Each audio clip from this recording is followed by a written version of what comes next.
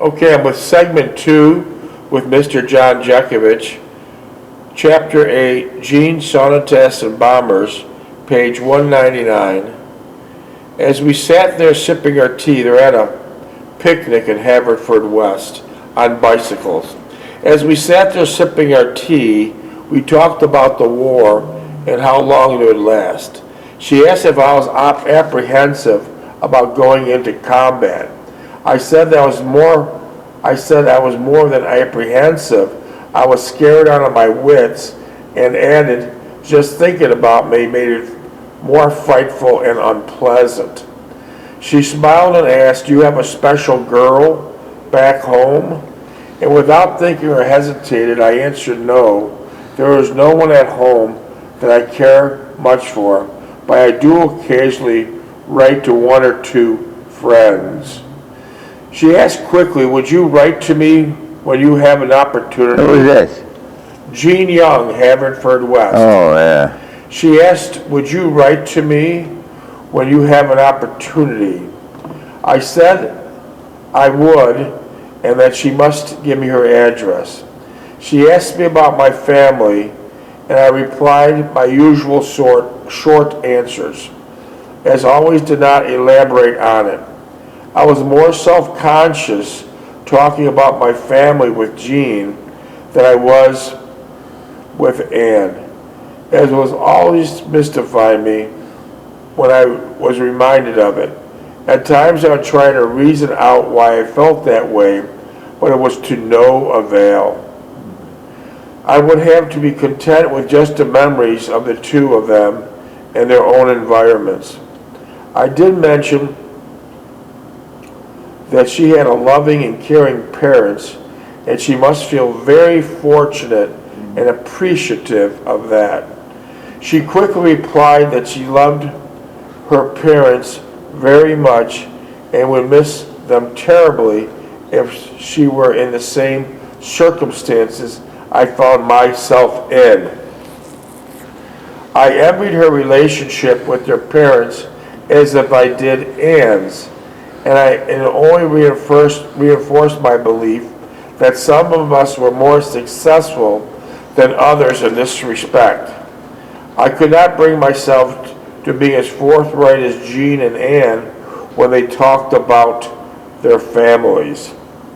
As I helped gather up the remains of the picnic, I felt compelled to kiss her again, both out of desire on my part and also out the expectation I believe she thought. We lay there on the soft, sweet-smelling grass, which with the towering oak trees as our canopy and screen, oblivious to anything or anyone about us, as we embraced and kissed among the snowdrops and the pink thrifts. She quickly... This just came in. What is it? Oh. Okay, I got an updated note. This just came in, Mr. Jeckovich. This just came in 2 seconds ago. Do you know a David Noss? Who? Do you know a David Noss? Yeah. This is what David Noss said 2 minutes ago. Very proud to have been your son-in-law. Thanks to his family doing this. So Dave Noss, take it away. Dave Noss, you know him. Yeah. He just sent you an email as we're speaking. Today. Just now, this second. He says, very proud to have been your son-in-law. So that's a very nice comment from David Noss. I'll read it over. He's watching it. Everyone else is too. Huh? Everyone else is too. He just sent an email to what we're doing. And he said he was very proud to have been your son-in-law. David North. He was a nice guy, wasn't he? Yeah. Yeah, he's a very nice guy. I always liked Dave Noss. Always liked him. Great guy. Great guy. I believe he's retired now. Oh, yeah. Yeah, he's a nice guy. Okay. So that just came in. Anything else comes up, you let me know, and I'll John says thanks, Huh? right? Who? John says thank you. John says, thank you very much and wishing you the best. He's a great guy. Okay.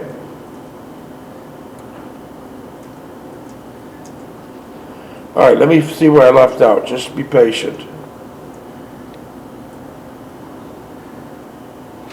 Where the hell did I leave off? Okay. She quickly recovered, sat up, and smiled at me. How did you like the lunch? Did Jean make a nice lunch for you, Mr. Jeckovich?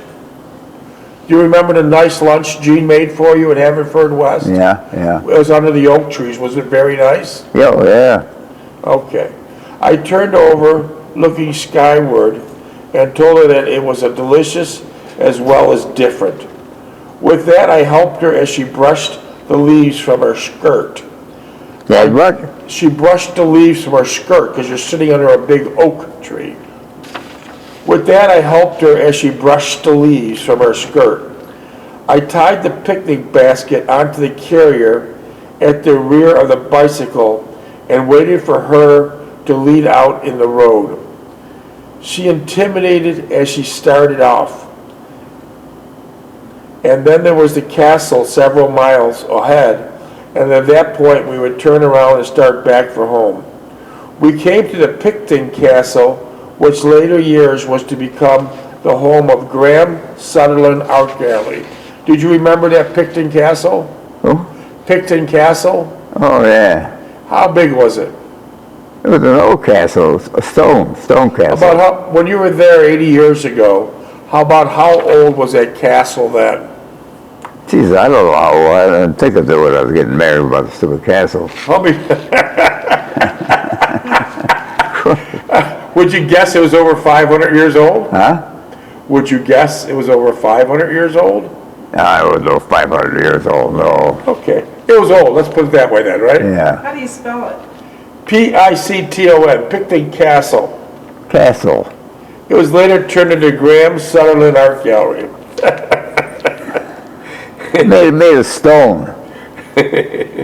See if it's still there today. I'm curious now. Let's see how old that thing is. The one thing I quickly observed in my stay in Wales, 700 years old. 700 years old. Holy cow. That's older than you. I imagine it is. Is that what it looked like, John? Huh? Look at the picture. That castle? Yeah. Picton Castle. Picton You and Castle. Ann sat under the oak Yeah, trees yeah. near it. Still sitting pretty. Well, you know that castle was all, yeah, I remember that castle. It was creepy in there. We went inside and nothing was done to it. How'd it smell? Terrible. Yeah. They didn't open the windows or nothing. 700 years old. Could you imagine that? Imagine what it was crawling around in there. Yeah, oh yeah. Probably some bum slept in there, so. Oh yeah. The one thing I quickly observed in my stay at Wales, there was literally thousands of castles scattered throughout the region.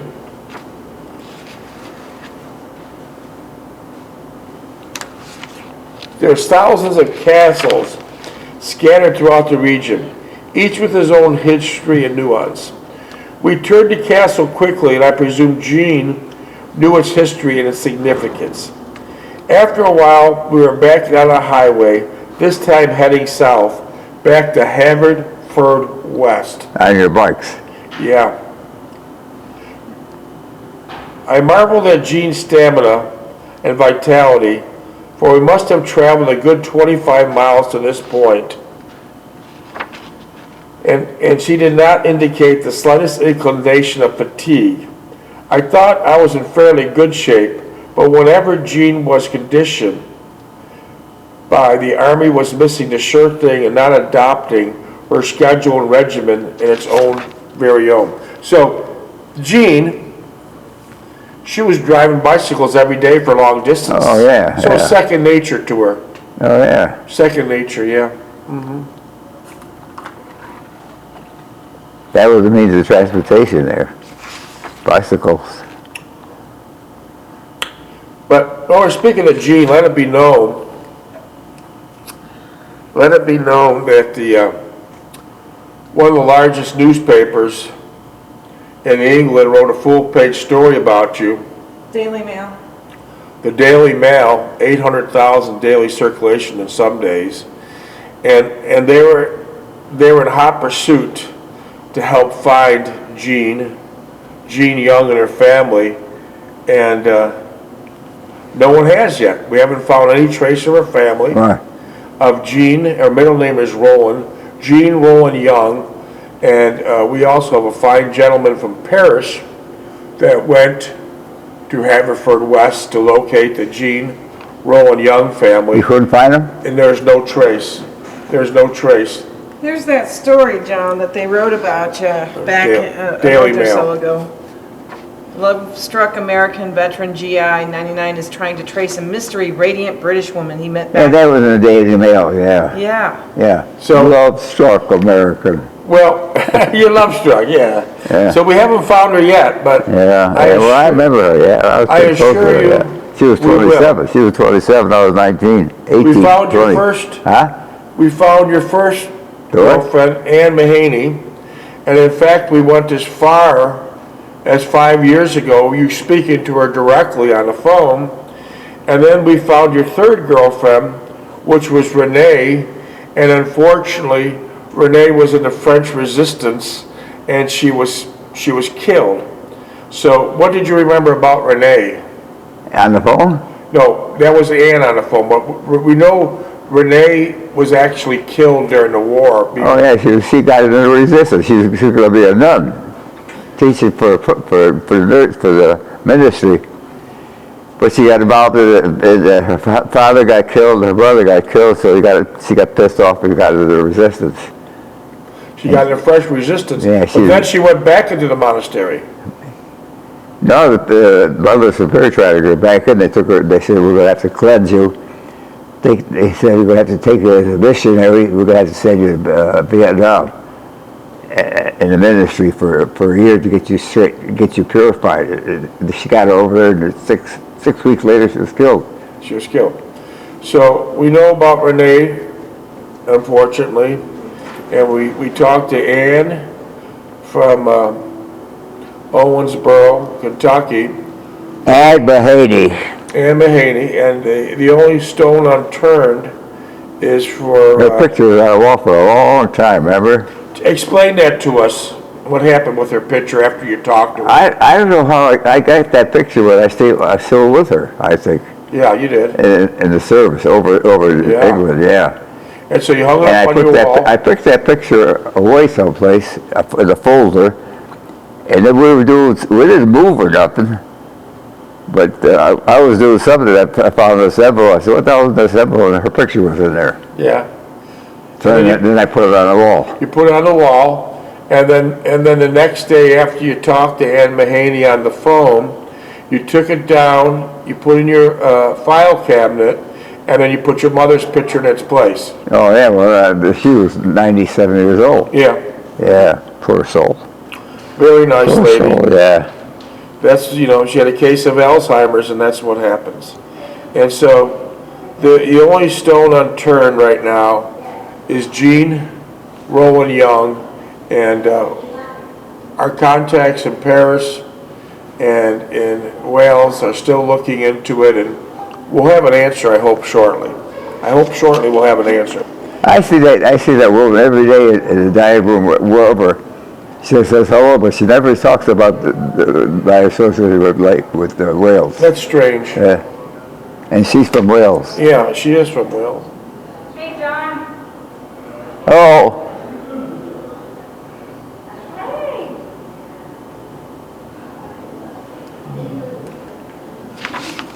where are you heading for?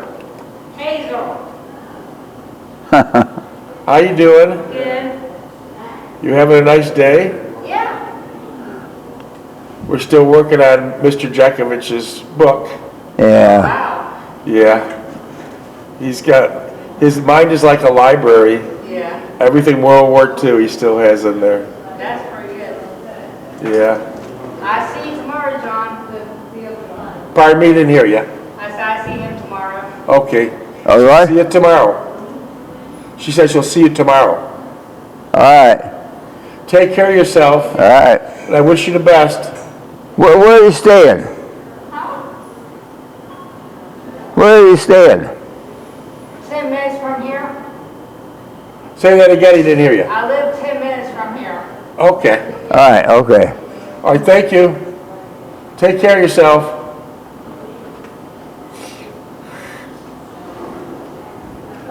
Remember, she used to stay with me when we started that dance with me staying alone and all that. She stayed with me. She come in at 11 o'clock, remember? Yeah, I know. Huh? She was one of the nicer ones. Yeah. Then we stopped all that. And then her mother wanted me to hire her. Yeah. Wanted to hire the mother full time.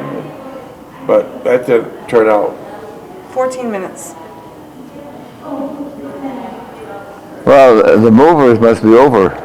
No, I seen a few movers running around. Huh? I seen a few movers running around. Yeah, they're going home. Quick, they got the job. Okay, now that the noise has settled down, let me compete. After a while, we were back on the highway, this time heading south back to Haverfordwest.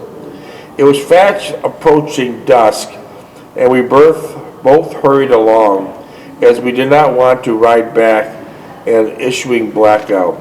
Jean was most concerned, as there were no lanterns, lights installed on the front of the bicycles, only small, insignificant reflector on the rear fender. Did you have your flashlight with you?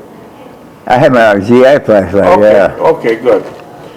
Again, I could hear, and you called it a flashlight, but the people in Wales Torch. yeah, that's right, they call it torches. Call a torch, yeah. Yeah, okay. A what? Torches, yeah, you're right on the money. Again, I could hear you occasionally see large groups of bombers and their fighting escorts overhead. Yeah, that was always in the air. Day and night. Yeah. Did the RAF bomb Germany during the day and the Americans bomb Germany at night? Yeah. 12 hours apiece. 24/7. See a large group of bombers and of fighter escorts overhead, all heading for the Channel and eventually to continent. Jean did not pay much attention to their activity and only remarked she had been concerned if there were Messerschmitts, BF-109Gs, Stukas, or Focke-Wulf FW. The only ones you heard was those stupid Spitfires scared the living hell out of you. Spitfires were very loud with a big flame coming out of the back. Yeah. And you had to be a really skinny man to get inside of a Get in the Spitfire. cockpit, yeah. A thin, small, short man, and they were training thousands and thousands of these pilots in these Spitfires weekly, and they didn't have much training. They sent them up. They sent them out right away because they were short on mans. But the Spitfires, they got their faces all burned up and everything. the Spitfires did. Hey, hello. The Spitfires did a lot of damage. The Spitfires did a lot of damage. Yeah, they raised hell over there to turn around and come back home, if they could make it. If they could make it. If not, they're in trouble. Yeah. Especially if they parachute out. But the Spitfires were running Rolls-Royce engines, and they were powerful motors. Well, they put a special gas tank, reserve gas tank on them. So they had enough fuel to get back. That gave them another 30, 40 miles. Yeah. I imagine they lost a lot of young pilots. Yeah. They all sit out on the lawn with their Wait, say that again. What's this? Huh? Say that story again. What did you just say? Those British pilots, when they're off duty, they get out of their barracks and go out on the lawn in the front, sit on chairs and everything else. Oh yeah, and that would they sit next to their planes? Huh? Would they sit next to their planes or in a park? What do you mean? Free. When the British soldiers were off duty, where would you see them? Where would you see them sitting in chairs at? They got the chairs, but they're staying in the buildings with those chairs in there. They left the chairs outside. Oh, okay. Then when they got through, they brought them back in. Okay, I understand. Okay. All right, here we go. Let's get back to it. We finally reached town and walked our bikes the last quarter of a mile to cool down and enjoy the coming darkness and relative safety in familiar surroundings. I stored the bicycles in a small shed that adjoined the cottage, and Jean carried the picnic basket into the cottage. As we entered the parlor, both parents were in the same position as I first saw them. They greeted us warmly and said they were just in time for the nightly BBC from London. What's BBC? Nightly what? What's BBC? Oh, BBC, 9 o'clock, yeah. What is BBC? What's BBC? British Broadcasting. Okay, gotcha. All right, they listen to that a lot in Welsh, in London. Mrs. Young made This us, is London. is that how it started out? Yeah. Mrs. Young made us a small snack with the remainder of the leg of lamb. The leg of lamb is really popular in Welsh, isn't it? In Wales, the leg of lamb is a popular dish, isn't it? What? Leg of lamb is a popular dish in Wales, right? In Wales, the leg of lamb is a popular dish. Oh, yeah, they have that probably 3 or 4 times a week. And everywhere you look, Huh? everywhere you look in Wales, you see lambs. Yeah. Yeah. Uh-huh. Yeah, these guys are still working. Yeah. How you guys? Oh, Pretty good about yourself. We finally reached town and walked our bikes the last quarter of a mile. Mrs. Young made us a small snack with the remainder of the leg of lamb. Only time it was served on a slice of bread. Layer bread, I presume, with warm gravy as a topping. Was that a nice sandwich? oh, Leg yeah. of lamb, gravy. Yeah. Well, my mother used to make that a lot, too. Oh, she did? Oh, yeah. Used to go to Slipco's. Slip goes. And then she go over to Canada and got them cheaper and better. Uh-huh. There were, of course, the proverbial tea and crumpets, and listened to the news from London. They talked about another raid on Germany cities, and I thought immediately of the cluster of bombers we had seen as we rode on the highway with our bicycles. I always thought about how many planes did not come back, and of the morbid thought that there was once a life in these bombers, and a few short minutes later, there was nothing but death and destruction. Mr. Young and I discussed at length the utter futility of war and of all the suffering and hardship it caused. He was the opinion after this war was completed and the war in Pacific ended that there would be a massive cleanup, rejuvecation all over the world. All the bombs never went off. Yeah. The final trumpet countries would be England. The triumphant countries would be England, United States, and Russia. I had no definite opinion as I was concerned about the immediate future and my personal stake in the outcome. I imagine a lot of the German soldiers greatly disliked having to fight on the Russian front. On the Russian front, it was a cold and miserable place to be. Yeah. But a lot of Nazis were sent there. Well, that was cold there. It was probably cold weather for 30 months out of the year. Yeah, the Russian front. After the news from London, there was a short interlude of music, usually Bach, Beethoven.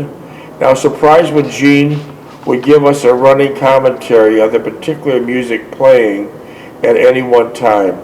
She would announce Bach's Christmas Sympathy, the Third Sympathy, and Beethoven's military music, such as the March in C major.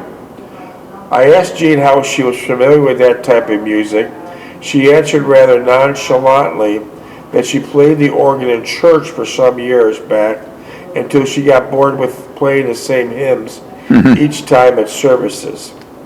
She also stated she always had a deep interest in organ works and choral preludes, especially Beethoven and Bach.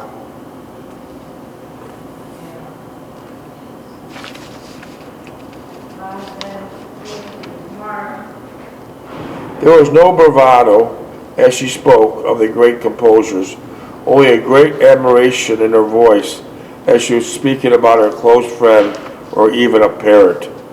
Noting that she had piqued my interest, Jean let her enthusiasm for the subject take over her innate discretion,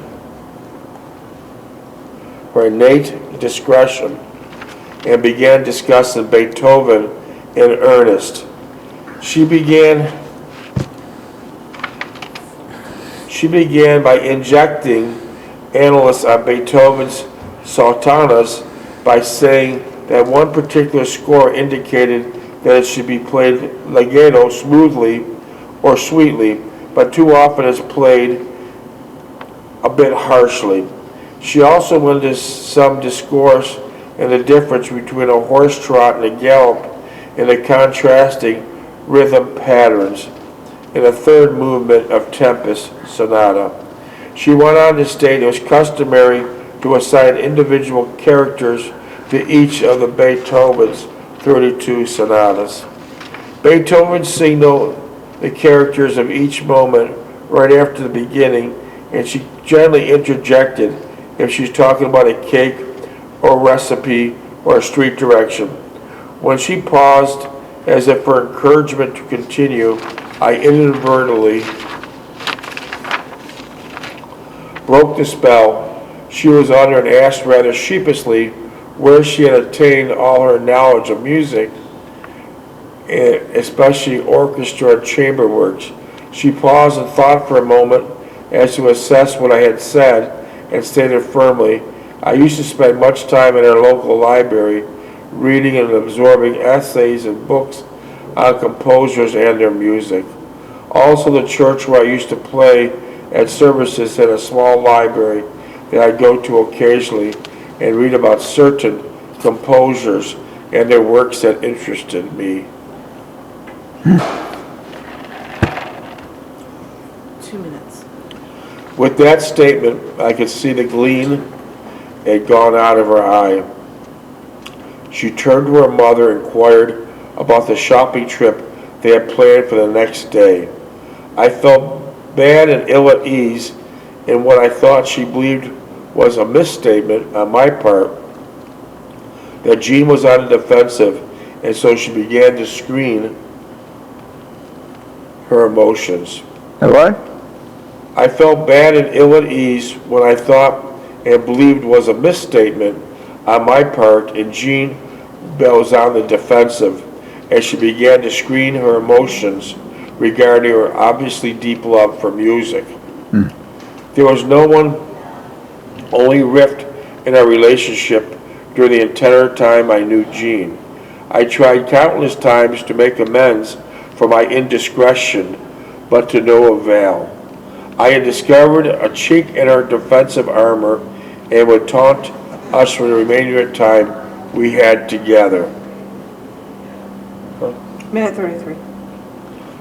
I overheard Miss Young discussing with Jean their shopping appointment the next day, as Christmas would soon be upon them, and had some last-minute shopping to do.